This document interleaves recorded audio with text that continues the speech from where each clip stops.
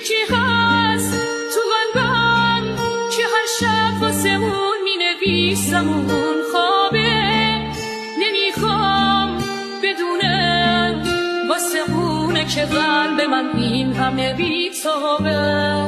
یه کاغذ یه خودکار دوباره شده همدم این دل دیوونه، یه نامه که خیسه پر از عشقه و کسی بازم اونو نمیخونه.